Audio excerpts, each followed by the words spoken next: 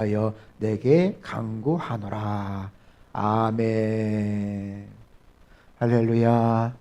오늘 빌레몬서 1장 6절에서 10절 말씀을 통하여서 하나님의 백성으로 살려면 이라는 말씀의 제목으로 함께 은혜를 나누기를 원합니다. 과거 뉴욕 타임즈에서 미국의 상위 1% 부자들의 어떤 성공 과정, 그들의 사업과 철학, 그들의 가치관과 생활 습관 등 그들이 부자가 될 수 있는 비결을 자세히 취재하여서 보도를 하였습니다.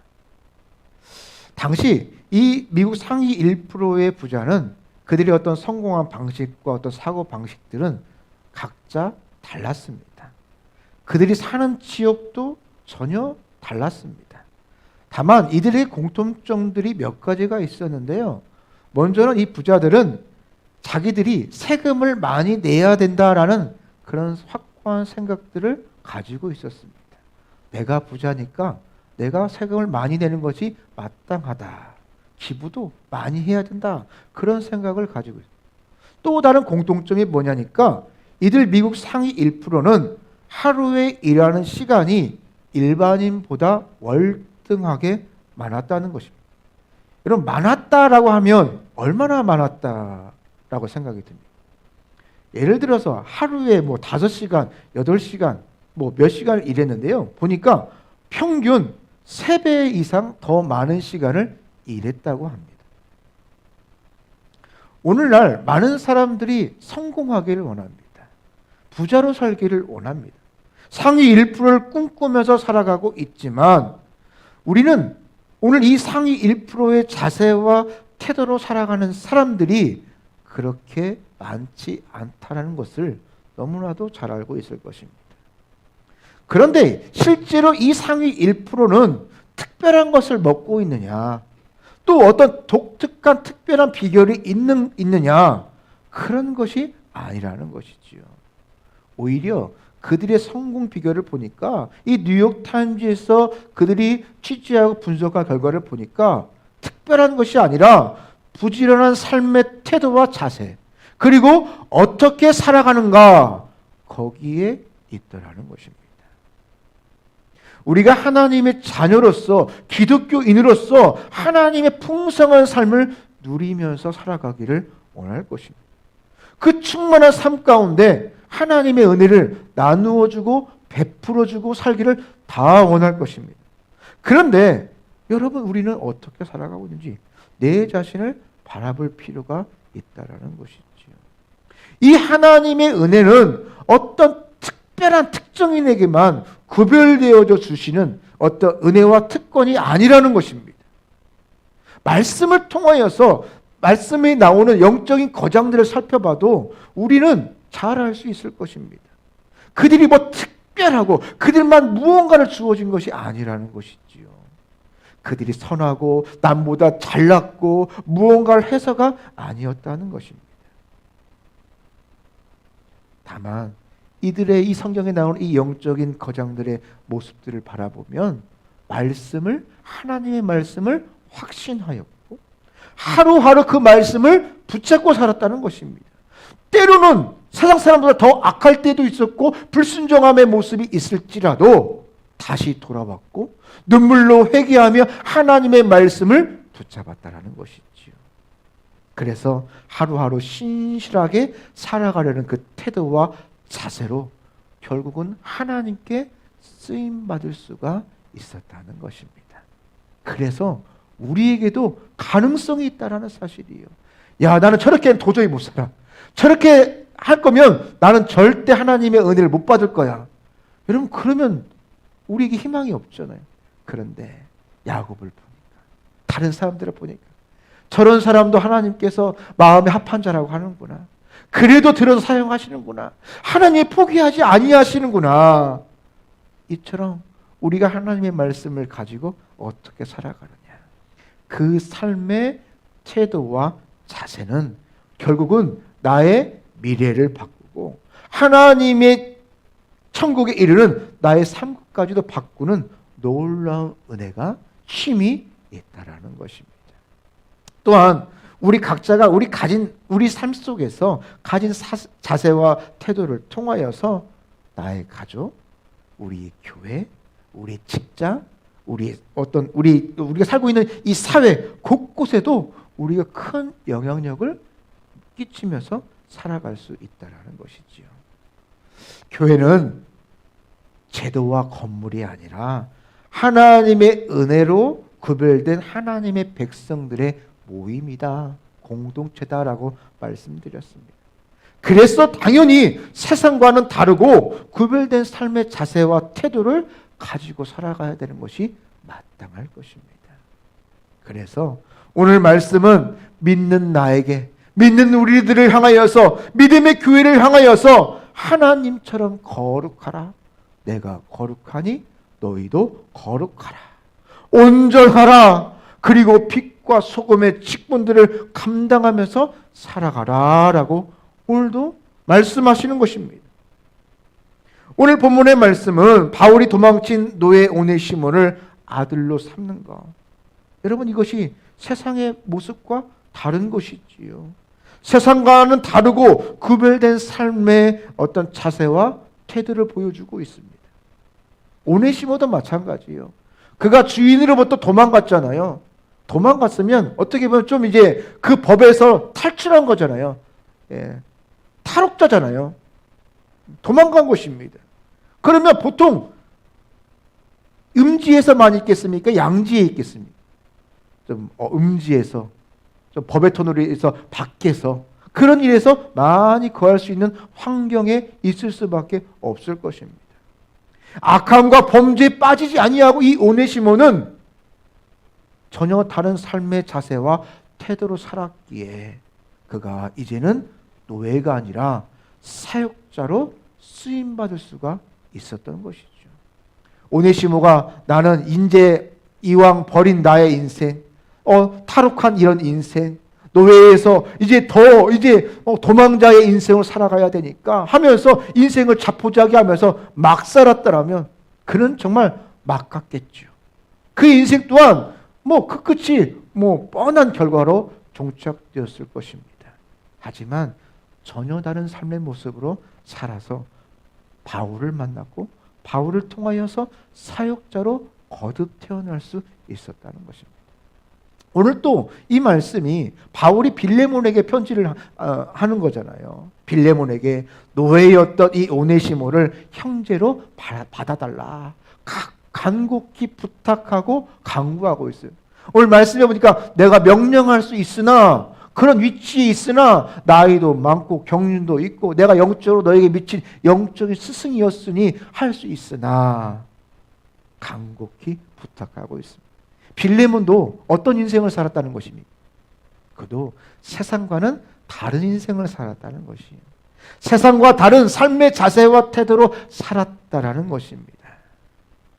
오늘 본문에 나온 이 세 명의, 오늘 빌레몬에 나오는 등장인물들, 바울과 오네시모와 빌레몬, 세상과 살아가는 자세가, 그 태도가 세상과 같았더라면 빌레몬서는 아마 존재하지 아니했을 것입니다. 다른 내용의 스토리로 전개되어졌을 것입니다. 핵심이 무엇이냐? 우리가 하나님의 백성이 되었다는 것보다 하나님의 백성다운 태도와 자세로 살아가는 것이 너무나도 중요하다는 것이요. 나는 구원받았어. 그것을 끝나서는 안 된다는 것이요. 구원받았다면 이제 어떻게 살 것인가? 하나님의 자녀로 어떻게 살아갈 것인가? 거기에 핵심이 있다라는 것이지요. 비록 세상에 무거운 짐이 있다 할지라도 우리는 하나님의 백성답게 세상의 다른 삶의 자세와 태도로 하루하루를 살아가야 될 줄을 믿습니다. 우리가 하나님의 자녀로 부름받았기에, 그렇다면 어떠한 자세와 태도를 가지고 살아가야 될지 오늘 본문의 말씀을 통하여서 함께 은혜를 나누기를 원합니다. 먼저 우리가 하나님의 백성으로 살려면 우리가 주변 사람에게 덕을 끼치면서 살아가야 될 것입니다. 한국 교회는 지금도 이제 술과 이 담배, 이 주초의 문제에 대하여서 좀 엄격한 잣대를 가지고 적용하고 있습니다. 우리 어떤 한국교회의 역사를 살펴보면 20세기 초반에 한국이 참으로 가난했지요. 참 엄청 가난했습니다. 그래서 한국 사회는 이 지친 삶의 무게, 전쟁이나 또 삶의 여러 가지 환경적인 요소들 때문에 정말 어렵게 살았습니다. 그래서 이 술과 담배에 빠져서 살아간 것이 우리나라의 민족입니다. 특별히 이 남자들이 이 술 문화에 더 많이 이제 노출되어졌죠. 술과 담배에 탄입하여서 도박과 폭력과 또 이것에 이어지는 것들이 어떤 인신매매에 이어짐으로 말미암아 삶이 정말 피폐했어요. 어려웠는데 더 어렵게 된 것이 우리의 삶의 모습이었다는 것입니다. 그게 우리의 역사입니다. 이 장로교 총회에서는 이 결의를 냈습니다. 이 구원이 아니라 덕을 세우기 이하여서 이 술과 담배를 이 교단법으로, 이게 어떻게 보면 도덕법이라고 볼 수 있겠죠. 이 교단법으로 금하였습니다. 실제로 성경 어디에도 술과 담배로 인하여서 구원을 받지 못한다는 내용은 없습니다. 에베소 5장 18절 말씀 정도가 술 취하지 말라, 이는 방탕한 것이 오직 성령 충만함을 입으라 라는 말씀이죠. 근데 어떤 사람은 이 말씀을 여기에서 술 취하지 말라라고 했으니까 먹지 말라는 하지 말라고는 안 했고, 취하지 말라라고 했으니까 먹어도 됩니다라는 논리로 이상하게 또 받아들이는 분도 있어요. 얼마든지 가능할 수 있습니다. 그런데요, 여러분, 이 말씀을 조금 더 엄밀하게 살펴볼 필요가 있어요. 술 취하지 말라, 이것은 뭐한 것이다? 방탕한 것이니. 그런데요, 방탕하다. 방탕하니까 좀 덜 먹고 취하지 않을 정도만 먹으면 좋다라고 그렇게 받아들일 수도 있죠. 그런데 여러분, 이 말씀의 어원을 살펴보면요, 정말 놀라운 의미가 그 안에 있다라는 사실. 방탕하다. 이게 헬라어로 보면요, 이 말을 어떻게 어원적으로 해석하냐? 구원에 이르지 못하게 한다. 이것을 방탕하다. 어원에 들어가 있어요. 이걸 좀 완곡한 표현으로 방탕하다라고 되어 있지, 원적 의미로 직역으로 해석하면 구원에 이르지 못하게 한다.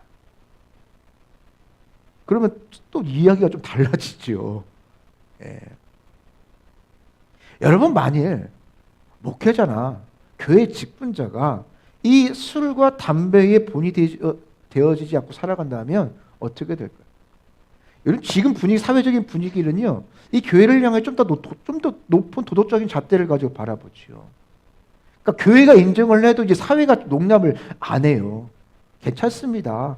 맥주 정도는 괜찮지 않겠습니까? 라고 해도 용납을 안 하려고 해요.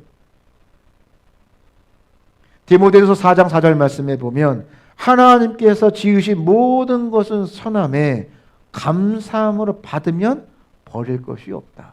감사함으로 받으면 버릴 것이 없다. 입으로 들어가는 것은 악한 게 하나도 없다. 하지만 내 몸에서 나온 것이 더러운 것, 내 말이나 배설물이나 나온 것이 다 악한 것. 하나님이 창조한 거 악한 것이 없죠. 하지만 내 몸에서 악한 것이 나온다. 감사함으로 받으면 버릴 것이 없다. 그러나 고린도서 8장 13절 말씀해 보니까 만일 음식이 내 형제를 실족하게 한다면 나는 영원히 고기를 먹지 아니하며 내 형제를 실족하지 않게 하리라 라고 바울은 고백하고 있습니다. 그 당시에 고기가 어떤 고기였어요? 그 당시에 유통되는 모든 고기는 이 신전에 우상숭배에 바쳐졌던 그런 고기였습니다. 그러면 그 유통되는 고기를 먹어야 됩니까? 제사상에 올려진 음식을 먹어도 됩니까? 안 됩니까?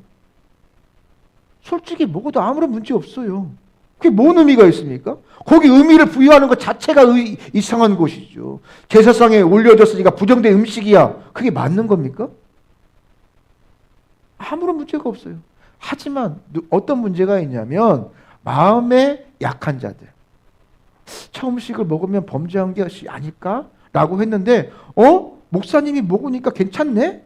목사님이 저 목사님이 술 먹고 담배 피니까 나 괜찮네? 하면서 내 마음속에 꺼리낌이 있는데 저 모습을 바라보면서 아직 나는 그런 상태가 되지 않는데 그걸 보면서 힘을 얻을까 봐. 오늘 바울은 나는 내 인생 가운데 내 형제를 실족하게 한다면 나는 영원히 고기를 먹지 아니할 것이다 라고 그는 고백하고 있는 것이죠.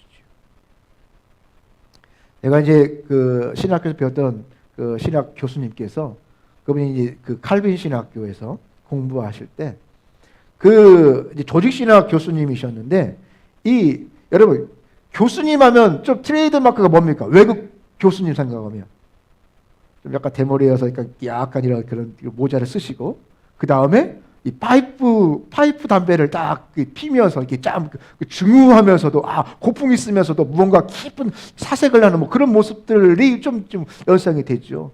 근데 조직신학 교수님인데 별명이 뭐냐니까 체인 스모커예요. 그러니까 줄담배 날마다 손에서 그 파이프 그 담배를 이제 놓지 않는 그런 교수님이죠. 근데 이 교수님, 이 목사님이 되셔서 그 미국의 신학을 이제 공부하러 유학을 가셨는데, 목사님 가셨는데, 그 이제 교수님과 이제 약간 논쟁이 이제 붙은 거예요. 그러면서 어떤 말씀을 했냐니까, 그 교수님에게 한국 교회에서는 이 담배 피는 것에, 목사가 담배 피는 것을 마치 우리는 어떻게 생각하냐면, 한국 교회는 호모섹스나 마약, 드럭, 이 마약하는 거와 거의 동일선시 똑같이 생각한다. 뭐 그렇게 생각한다라고 이제 조금 이제 그런 조금 이제 과장된 비유를 또 뭐 틀린 얘기는 아니잖아요. 그렇게 생각한다라고 이야기하니까 이 교수님께서 이 미스터 킴에게 그래서 미스터 킴이 이 클래스에서 공부를 하는 한 내가 담배를 피지 않겠습니다. 하면서 이제 우리 이제 좀 논란이 이제 일단락됐고 이제 학교 신문에 이제 게재가 되었다라고 이렇게 말씀을 해주시더라고요. 그러면서 그 교수님을 존경하고 또 그 교수님과 좀 좋은 관계를 통해서 뭐 그렇게 되었다라고 말씀을 해주십니다. 성경은 이처럼 하나님의 백성이라면 누구나 절제하고 또 희생과 손해가 있다 할지라도 주변 사람들에게 덕을 끼치면서 살아가야 될 것들을 우리에게 도전하고 있습니다. 오늘 본문 6절 말씀에 보니까 내 믿음의 교제가 우리 가운데 있는 선을 알게 하고 그리스도께 이르도록 역사하느니라 라고 말씀하고 있어요. 자, 오늘 바울은 빌레몬과의 믿음의 교제가 주변 사람들에게 모든 선악령을 끼치고 있다는 것입니다. 또 본문 7절 말씀에 보니까 성도들의 마음이 너로 말미암아 평안함을 얻었으니 내가 너의 사랑으로 많은 기쁨과 위로를 받아노라 라고 말씀합니다. 자, 지금 빌레몬은 지금 골로새 교회의 모두에게 평안을 줄 정도로 어떤 생활을 한 것입니까? 모범적인 생활을 한 거죠. 그러니까 덕을 세우는 삶을 살았다는 것입니다. 심지어 영적인 스승인 바울조차도 이 빌레몬의 사랑 그리고 그 신실하고 거룩한 영적인 태도와 자세에 대하여서 큰 도전을 받았다고 할 정도였습니다. 이처럼 이 빌레몬의 신실한 자세와 태도는 주변 모든 사람들에게 선하고 아름다운 영향을 끼쳤다는 것입니다. 그러나 여러분 우리의 모습은 어떻습니까? 오늘 믿음의 사람들의 모습은 어떻습니까? 오늘날 우리는 덕을 세우기보다는 내 기준과 내 판단으로 내가 좋으면 그것이 기준이 되어지고 그것이 진리로 알고 살아갈 때가 너무나도 많다는 거예요. 현대는 다른 사람에게 선한 영향력, 덕을 끼치는 삶에는 관심이 없습니다. 심지어 그런 이야기는 고리타분하다라고 생각합니다. 그래서 안타깝게도 서로에게 덕을 끼치려는 이 자세와 태도가 점점 사라지고 있어요. 내가 이렇게 행동하면 다른 사람들은 어떻게 생각할까? 어떻게 받아들일까? 그래서 세상이 교회를 향하여 더욱더 비판하는 것입니다. 여기서 덕을 끼치는 삶은 내 삶이 내 위주가, 내 교회 위주가 아니라 하나님과 다른 사람을 먼저 생각하면서 살아가는 삶이라는 것입니다. 덕을 끼치는 삶은 믿음이 연약한 분이 실족하지 않도록 양보하고 먼저 생각하는 성숙함이 필요한 것입니다. 심지어 주변 사람들에게 이 덕을 끼치는 삶은, 그리고 그 삶을 통하여서 누군가를 살릴 수 있다면 내 손해마다 감수할 수 있는 넓은 마음을 가지는 것입니다. 제가 몇 년 전에 말씀드렸죠. 제가 그 대전에서 그 사고가 났었는데, 그때 항상 그때 중고차, 10년대 중고차였어요. 이 항상 이 휀다 부분이요, 그 보면 휀다 부분이 이게 사가야, 사가. 예, 그래서 거기다가 이제 몰딩을 하고 막 하는데, 어떤 차가 가만히 서 있는데 후진을 하여서 그 사근 부분을 후진을 해서 꽝 하고 받은 겁니다. 그래서 그 부분이 약간 들어갔어요. 그러면 여러분 어떻습니까? 큰 사고도 아니고 후진을 해서, 가만히 있는 차를 와서 후진을 해서 내 사근 부분을 받아버린 거예요. 아유, 좀 안 좋긴 해도 덕분에 그 부분을 뭐 가를 수도 있고, 이게 잘못된 거 아니잖아요. 근데 그분이 딱 내려오는데 좀 연세가 드신 할아버지예요. 할아버지입니다. 잘못했다고. 제가 100% 잘못했다고. 수리하시고 전화 달라고 라고 하시는 겁니다. 또 며칠 전에 전화가 온 거예요. 그래서 제가 처음에는 제가 가장 싼 곳에서 가서 렌트도 안 하고 그냥 하루 만에 해보겠습니다. 알아보겠습니다. 그렇게 말씀을 전해드리고 또 알아보기도 했어요. 10만 원 언줄이 들더라고요. 거기만 이렇게 깨끗하게 하는데. 그런데 또 이따가 할까 말까 하다가 제가 그냥 할아버지 괜찮으니까 그냥 편히 계세요. 그 할아버지 얼마나 마음이 그런 마음이 있겠어요. 그러니까 그래서 그렇게 넘어갔어요. 그냥 제가 그냥 이 부분 이러니까 그냥 저도 그냥 없는 일로 하겠습니다 하고 그냥 잘 지나갔는데, 근데 그게 한 12월 때 1월 달 이제 대신방 기간이 되어졌는데 대신방을 하는데 이 권사님 남편인 거예요. 대신방 딱 하고 보니까. 그리고 그 전주에, 대신방 전주에 새 가족으로 등록을 하고, 그 다음에 그 주를 제가 저희 교구에서 신방을 간 거죠. 아이고, 그러면서 바라보면서 아이고 잘했다 마음속에. 어떻게 내가 그냥 거기 그냥 이렇게 10만 원 쪽으로 해서 수리해도 서로 뭐라고 욕하겠습니까? 자기가 잘못해서 박은 거를. 그런데 내가 그렇게 그냥 좋은 마음으로, 넓은 마음으로 했더니, 그래서 권사님도 감사해요. 이 성도님도 또 아이고 그러냐고 하면서 더 신앙생활을 잘 해서 또 볼 때마다 서로 반갑고 또 관심도 가져주고 서로 또 은혜를 받는 그런 관계가 또 되어졌다는 것입니다. 부족해도 내가 다른 사람에게 덕을 끼치만 되는 이유는 바로 내가 덕을 끼침으로 말미암아서 그 사람만 사는 것이 아니라 내가 살 수 있다. 그 사람을 위한 거지만 결국 그 사람도 살고 나도 살 수 있다는. 그러므로 이 십자가의 복음, 예수를 온전히 믿는 그 영혼, 예수를 믿는 사람은 누구에게나 어떤 사람에게 덕을 끼치면서 살아가야 될 줄을 믿습니다. 생각해 보세요. 저 사람이 언젠가 내가 전도지를 줘야 될 사람이라 생각하면 여러분 그렇게 할 수 있겠어요? 그렇죠? 내가 나가서 전도지를 전하는데 전도지 받을 그 사람이라 생각하면 생각이 좀 달라져요. 이 사람 내가 그렇구나. 저 사람을 위해서도 좋지만 나를 위해서도 내가 덕을 끼치면서 살아가야 되겠다.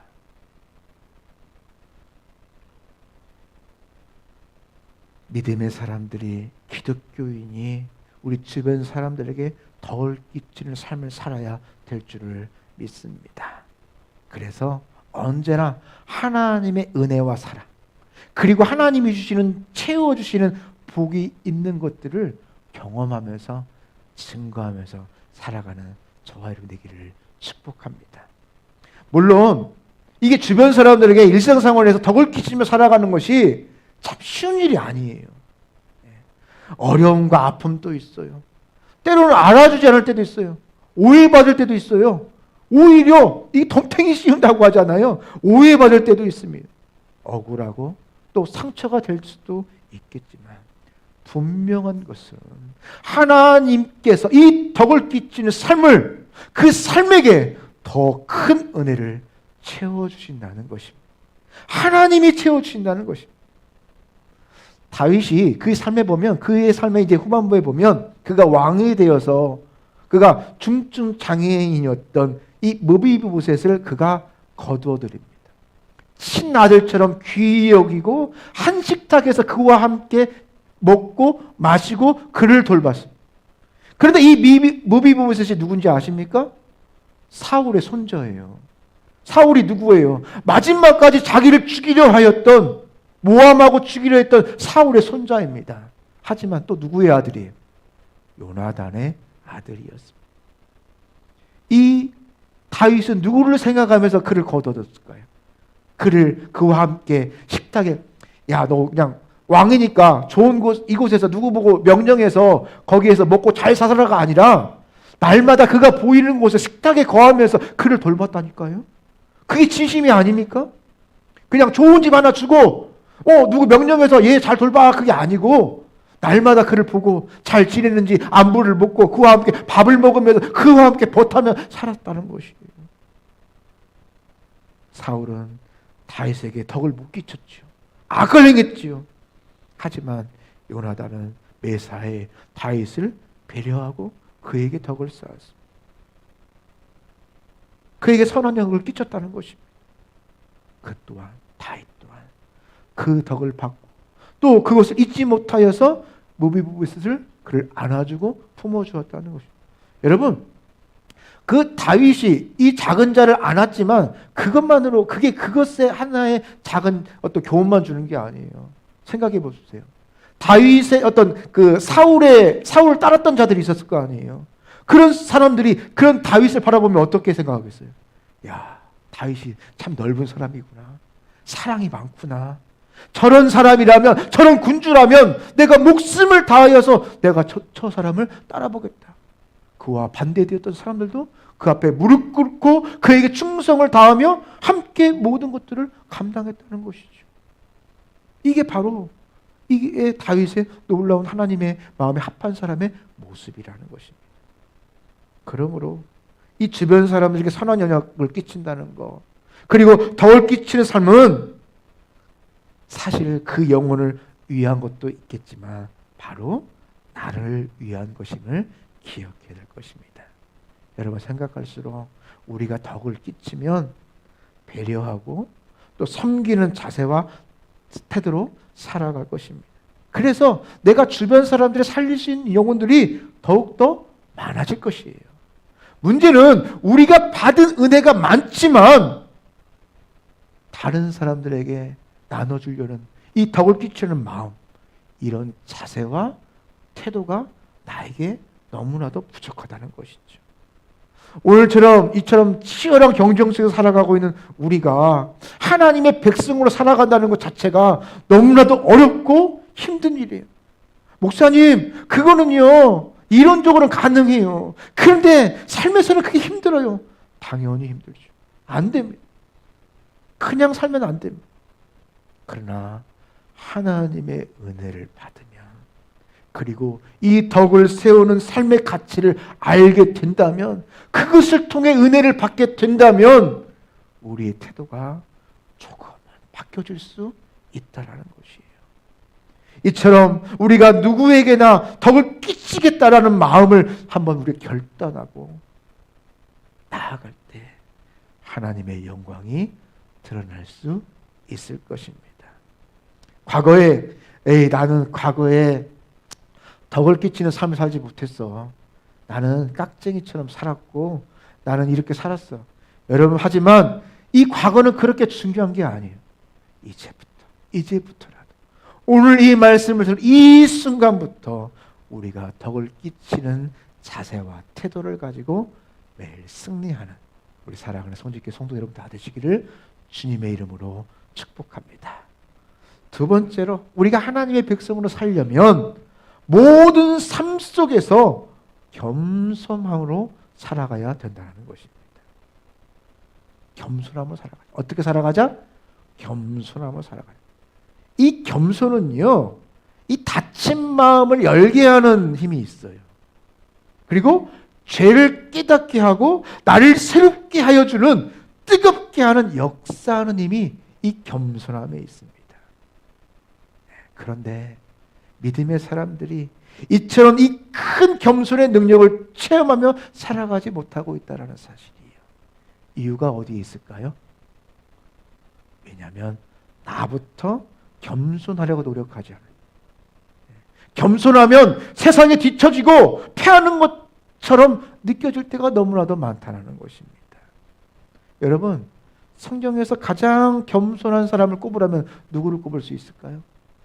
바로 예수 그리스도이실 것입니다. 바로 나의 예수님, 나의 주님입니다. 주님은 하나님이면서도 인간의 몸을 입고 육신의 몸을 입고 이 땅에 오셨어요. 화려한 곳에서 태어났습니까? 왕자의 모습으로 태어났습니까? 아니에요. 낮고 천한 말구유, 짐승들이 태어나는 그 가장 냄새나는 말구유에 오셨어요. 예수님께서 사역하실 때 풍족하셨나요? 아니에요. 먹을 것이 없었어요. 나눠줄 것도 없었습니다.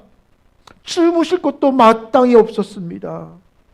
사역하실 때, 마지막 그 숨을 거두실 때, 그 사명을 감당하실 때 어디에 죽었습니까? 천민들이, 로마인들은 십자가에 달리지도 못해요.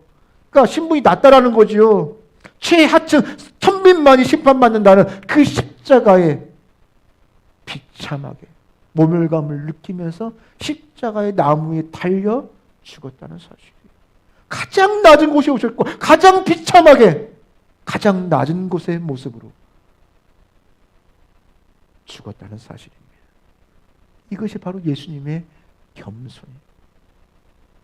이 주님의 겸손은 과거와 오늘, 주님의 그리고 다시 올 그 재림까지 가장 큰 능력으로 바로 오늘까지 우리를 살리고 세울 수 있는 가장 놀라운 주님의 은혜의 선물을 우리에게 주시기 위함임을 믿으시기를 바랍니다. 그 은혜가 있기에 오늘 내가 이 자리에 설 수 있는 것이지요. 주님이 겸손히 낮아지지 않는다면 그걸 이제 신학적으로는 비하라고, 비하, 자기 비하. 내가 스스로 낮아지는 거예요. 스스로 낮아짐. 이 겸손함으로 오셨기에 바로 우리가 그 은혜를 누릴 수 있는 것이죠. 문제는 그런 주님의 사랑으로 살아난 내가, 주님의 사랑으로 살아난 사람들이 모여지는 이 공동체인 교회가, 기독교인들이 무엇을 잃어버려요? 이 겸손함을 잃어버린다면, 그리고 이 겸손함을 잃어버리고 살아갈 때가 너무나도 많다는 것입니다. 자, 오늘 본문 9절 말씀에 보면 도리어 사랑으로서 강구하노라. 나이가 많은 나 바울은 지금 또 예수 그리스도를 위하여 갇힌 자 되어라고 말씀하고 있습니다. 그래서 강구한다. 오늘 말씀해 보니까 두 번이나 강구하거든요. 명령할 수 있으나 강구합니다. 강구합니다. 바라칼레오. 이 원어에 보니까 낮은 자세로 부탁하는 거예요. 높은 자세에서 말하는 게 아니라 낮은 자세로 부탁하는 거예요. 간청한다는 뜻입니다. 또한 지금 바울의 위치가 어디 있어요? 지금 감옥에 갇혀 있어요. 옥중서신입니다. 로마의 감옥에 갇혀져 있고, 게다가 빌레몬보다 바울은 나이도 많았고 영적으로 스승이에요. 그가 살린 거 아닙니까? 구원을 남을 그를 통해서 준 거 아닙니까? 당시 골로새 교회와 빌레몬과 그와 함께 모든 동역자들은 모두 바울로 인하여서 복음을 영접한 사람, 하나님의 백성들이 된 사람, 은인 아닙니까? 인생의 은인 아니에요. 그런데도 바울은 오늘 이 오네시모의 일을 통하여서 빌레몬에게 명령이 아니라 겸손함으로 부탁하고 있어요. 어쩌면 바울은 이런저런 과정을 통하여서 이 오네시모를 거두었게 되었고, 또 그가 다시 이렇게 새로 거듭났고, 그래서 우리와 함께 사역하게 되었다라고. 그러니까 너도 예를 들어서 그 볼로새 교회 전도사로 채용해 라고 통보할 수도 있을 만큼의 위치였다는 거예요. 그러나 바울은 그가 영적인 아버지이자 스승이었다 할지라도 오네시모에 관한 것에 대하여서 빌레몬에게 겸손함으로 부탁하고 있어요. 오네시모가 내 종이었기에 내 허락을 받고 동역하겠다라고 하고 있지요. 이 본문 8절에 10절 말씀해 보니까 영적인 스승인 바울이 빌레몬에게 강구한다라는 말을 2번이나 사용하고 있어요. 그래서 2번이나 사용하고 있어요. 이 당시 바울의 겸손한 태도와 자세가 빌레몬에게 여러분 얼마나 큰 감동을 주었을까요? 이처럼 이 바울의 겸손함 때문에 빌레몬은 도저히 바울의 부탁을 거절하지 못했을 거예요. 이 괘씸한 놈. 이 법으로도, 세상 법으로도 쳐 죽여도 그게 세상 법이거든요. 예. 도망간 자는 그 엄벌이 쳐, 이게 법이거든요. 그 당시 법이거든요. 이처럼 겸손은 힘과 능력이 있기에 여러분, 작은 교회인 우리가 언제 어디서 무엇을 해도 바로 이 겸손함의 자세와 태도를 잃지 말아야 된다는 사실이에요. 내가 나된 것은 주님의 은혜이기에 당연히 마땅히 겸손해야 된다는 것입니다. 그러나 우리의 모습은 어떻습니까? 이 현대사회의 모습은 어떻습니까? 겸손은 뭔가 부족해서, 뭔가 아쉬워서 고개를 숙이는 어떤 그런 모습으로 착각해버려요. 쟤 뭔가 구리는 게 있으니까 저렇게 겸손한 거야. 낮아진 거야. 저게 저 자세야. 그래서 우리 주변에 겸손이 사라지고 있어요. 그래서 나는 금수저다, 은수저다. 높낮이를 따지고 구분하는 그런 라인을 세우고 서로 높아지려는 그런 모습을 보여주고 있습니다. 겸손이 필요하지만 겸손을 선택하고 겸손하게 살아가는 사람이 많지 않다라는 것입니다. 여러분, 겸손은 무언가 부족해서 무언가 없어서가 아니라 여러분, 풍성하고 넉넉하지만 하나님의 나라를 위하여, 복음을 위하여 내가 받은 은혜가 크기에 내가 스스로 낮아지고 섬기려는 태도와 자세를 말하는 것입니다. 그래서 하나님의 자녀는 교만할 수 없고 낮아질 수밖에 없다라는 것이지요. 여러분, 하나님이 주시는 이 겸손한 그리스도인을 누가 높여주시오? 내가 낮아지면 내가 너를 높이리라. 내가 너의 삶을 책임져 주시고 내가 너를 높이 세워주시리라 라고 약속하여 말씀하여 주셨습니다. 여러분, 말씀을 맺기를 원합니다. 교만에서 얻어지는 것은 금방 없어져요. 허망한 것들이에요. 하지만 겸손함으로 얻어지는 것은 절대 쉽게 사라지지 않습니다. 빌립보서 2장 7절 말씀에 그는 근본 하나님의 본체시나 하나님과 동등됨을 취하는 것을 여기지 아니하시고 오히려 자기를 비워 종의 형체를 가지사 사람들과 같이 되셨고 라고 말씀하고 있습니다. 또한 마태복음 20장 28절 말씀에서 인자가 온 것은 섬김을 받으러 온 것이 아니라 도리어 오히려 섬기려고 자기의 목숨을 많은 사람의 대속물로 주려 하심이라 라고 말씀하고 있습니다. 여러분, 오늘도 우리가 언제나 주님의 이 깊은 겸손함의 모습들을 본받아서 하나님의 백성답게 겸손의 태도와 자세를 가지고 날마다 승리하는 저와 여러분이 되기를 주님의 이름으로 축복합니다. 오늘 말씀을 기억하며 우리 같이 한번 기도하며 나아가기를 원합니다. 하나님, 내가